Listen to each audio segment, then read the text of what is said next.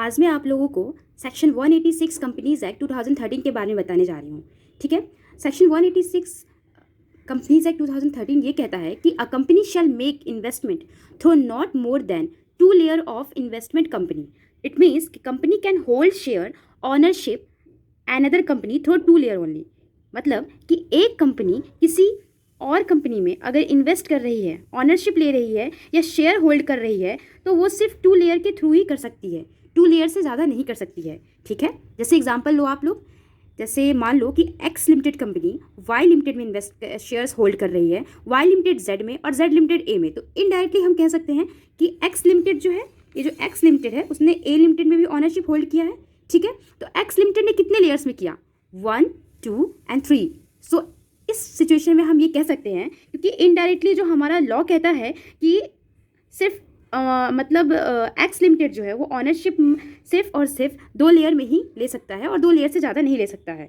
ठीक है, तो सेक्शन क्या कहती है कि एक कंपनी किसी और कंपनी में 2 लेयर से ज़्यादा इन्वेस्ट नहीं कर सकती है। सो यहाँ पे ये चीज़ क्लियर हो रहा है कि जो एक्स लिमिटेड है, एक्स लिमिटेड जो है वो नॉन कंप्लाइड है सेक्शन 186 के।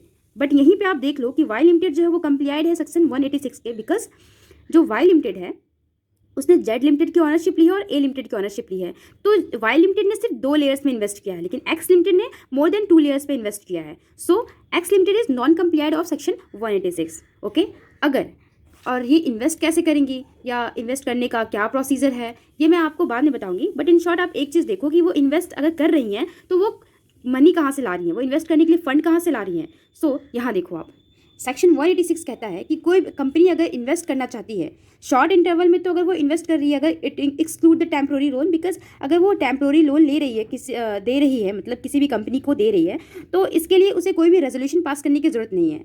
रेजोल्यूशन से आप क्लियर होंगे कि डिसीजन, रेजोल्यूशन मतलब होता है डिसीजन। ओके, सो सेक्शन 186 बोलती है कि अगर कंपनी पैसे फंड दे रही है तो वो कैसे देगी, किसी को लोन प्रोवाइड कर रही है तो वो कैसे प्रोवाइड करेगी।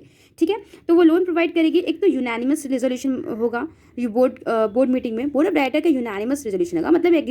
मतलब जैसे कहते हैं यूनानिमस, सबके साथ, सबके साथ होना चाहिए, मतलब किसी एक पर्सन का भी हाथ नहीं होना चाहिए, नहीं होना चाहिए। ओके, सो अगर कंपनी इन्वेस्ट कर रही है तो 60% of paid up share capital होना चाहिए, प्लस फ्री रिजर्व होना चाहिए और प्लस सिक्योरिटी प्रीमियम होना चाहिए, और 100% of free reserve plus security premium होना चाहिए।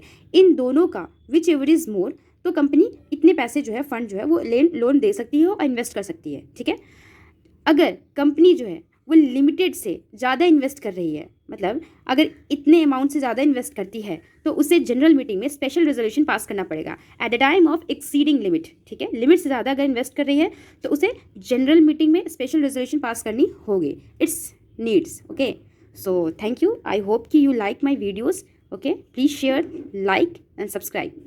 Thank you so much.